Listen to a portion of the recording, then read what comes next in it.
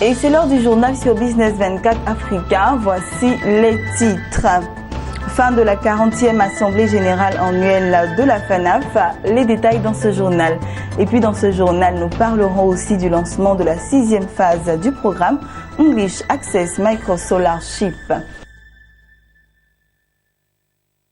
Bonsoir à tous. Merci de vous informer sur Business 24 Africa. Fin de la 40e Assemblée Générale Annuelle de la Fédération des Sociétés d'Assurance de droit national africaine, en abrégé FANAF. Les acteurs du monde des assurances, 4 jours durant, ont réorganisé leur secteur d'activité. Au terme de ces travaux, ils ont adopté des résolutions devant permettre à l'assurance d'émerger en Afrique. C'est le reportage de Mondésir Nascimento et Nicolas Guigui. Après 4 jours d'échanges à travers des conférences et ateliers, les rideaux sont tombés sur la 40e Assemblée Générale Annuelle de la FANAF. À l'entame de cette cérémonie, le président de la FANAF a tout d'abord exprimé sa profonde gratitude et sa vive reconnaissance à Alassane Ouattara, président de Côte d'Ivoire, et à l'ensemble des autorités ivoiriennes pour le soutien apporté à cet événement. Par la suite, le président de la FANAF a dressé son bilan et fait une projection sur le rendez-vous de Marrakech au Maroc en 2017. Nous sommes parvenus au terme de nos travaux. Abidjan a relevé le défi. Abidjan est toujours égale à elle-même. La FANAF a atteint une autre dimension. Ce ne sont pas mes mots. Ce sont ceux des nombreux délégués qui ont pris part à cette 40e Assemblée Générale de la FANAF, qui a fait converger vers la Côte d'Ivoire plus d'un millier de délégués venus d'une 50aine de pays. À l'issue des 4 jours de travaux, les délégués présents à cette Assemblée Générale, venus de 47 pays africains membres de la FANAF, ont adopté plusieurs résolutions, le rapport d'activité et le programme de travail, ainsi que le budget 2016. L'Assemblée Générale approuve le rapport d'activité pour l'exercice 2015 et félicite le bureau exécutif pour le travail accompli. En outre, l'Assemblée s'est prononcée sur les demandes d'adhésion de nouvelles sociétés d'assurance. L'Assemblée Générale accepte les demandes d'adhésion formulées par les sociétés suivantes.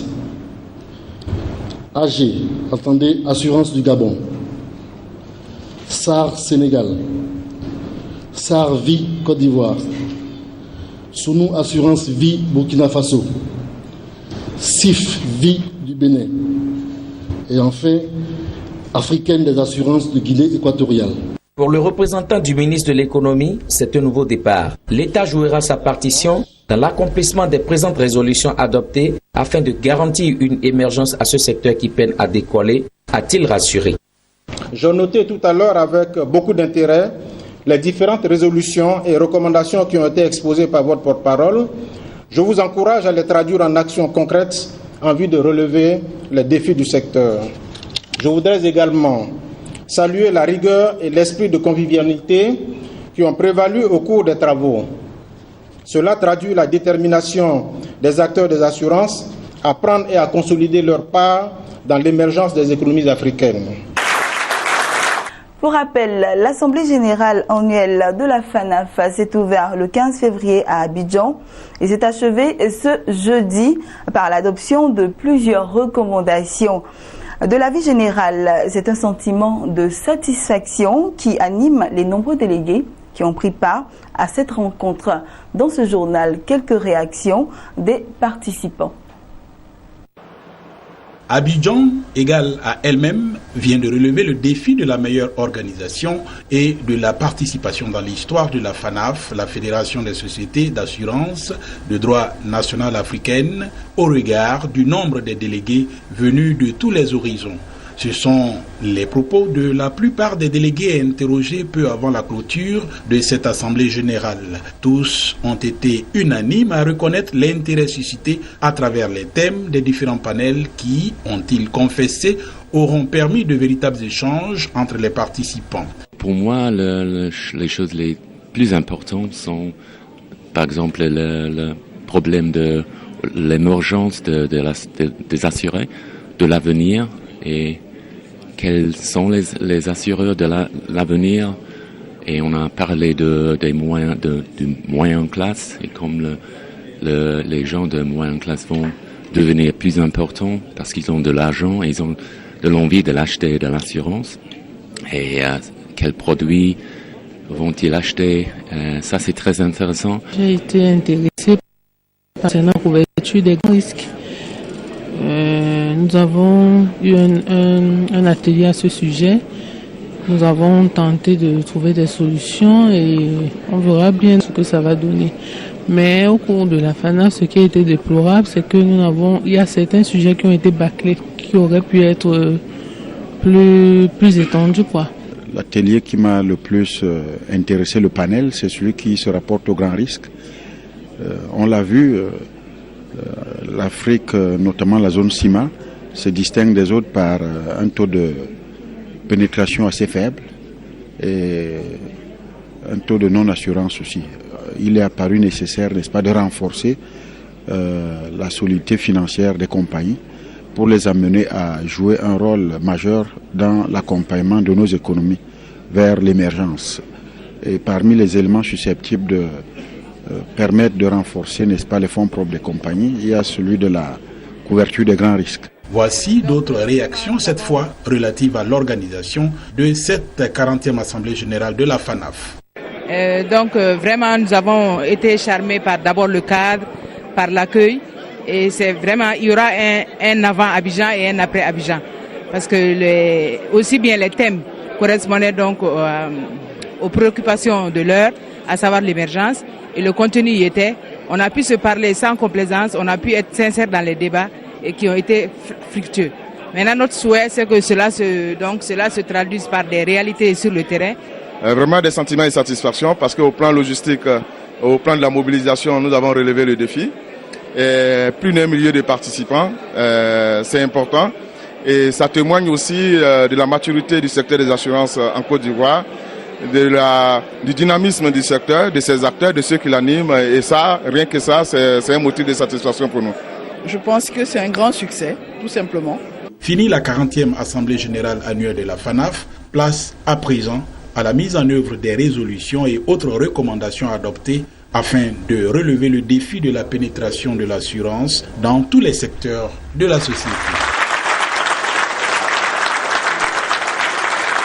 Et ceci referme le chapitre de la FANAF. Toute autre chose maintenant.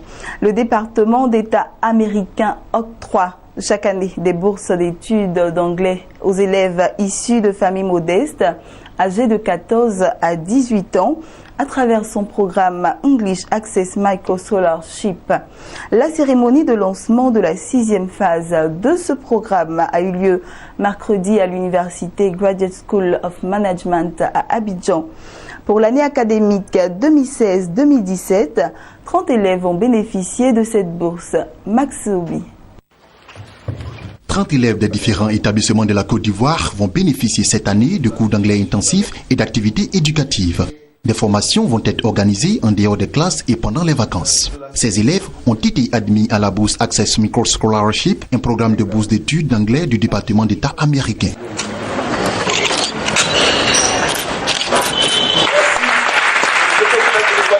Selon l'ambassadeur des États-Unis en Côte d'Ivoire, Terence McCurley, l'anglais va offrir une chance supplémentaire de réussite à ses élèves, quelle que soit leur orientation professionnelle future. Maîtriser une langue étrangère n'est certes pas une tâche facile, mais en fin de compte, elle finit souvent par être la clé qui ouvre les portes inattendues. Aujourd'hui, l'anglais fait partie de l'une de ces langues. Nul n'ignore que dans presque tous les aspects de la vie, l'anglais est devenu la langue des livres, des journaux, de l'aviation, des congrès scientifiques, de la technologie, des sports et de la publicité. Ce n'est pas le représentant du ministre de l'Éducation nationale qui dira le contraire à cette affirmation du premier responsable américain en Côte d'Ivoire. L'anglais est incontournable pour pouvoir remplir toutes les conditions et relever des défis qui vont se présenter à nous en termes de éthique, en termes de management, etc., etc. On a besoin de l'anglais. Et donc ce programme-là vient à propos. Chez nous, au niveau du ministère de l'Éducation nationale, ça vient à propos. Pour les parents d'élèves, le programme English Access Micro Scholarship est salutaire. L'anglais, c'est un trésor.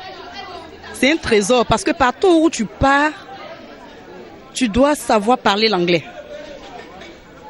Tu dois savoir parler l'anglais. Parce qu'aujourd'hui, pour un travail, on a besoin des élèves, disons, ceux qui ont fait l'anglais. Il faut être bilingue. Ça, c'est important dans la vie active, dans la vie de tous les jours. Vraiment, l'anglais est important. Le département d'État américain octroie chaque année des bourses d'études d'anglais aux élèves issus de familles modestes âgés de 14 à 18 ans à travers son programme English Access Micro Scholarship. The basis is American Embassy chooses the schools and give to us, and we organize the examinations in terms of. L'ambassade des États-Unis choisit les écoles et elle soumet les potentiels candidats à un test de présélection. Les sélections sont faites sur la base de conditions de vie sociale. Pour la sélection, les plus favorisés sont les élèves de familles modestes. There are people who have financial challenges and they are also very brilliant. We give them the opportunity to benefit from that. Depuis sa création en 2004, environ 77 000 élèves de plus de 85 pays ont pris part au programme Access Micro Scholarship.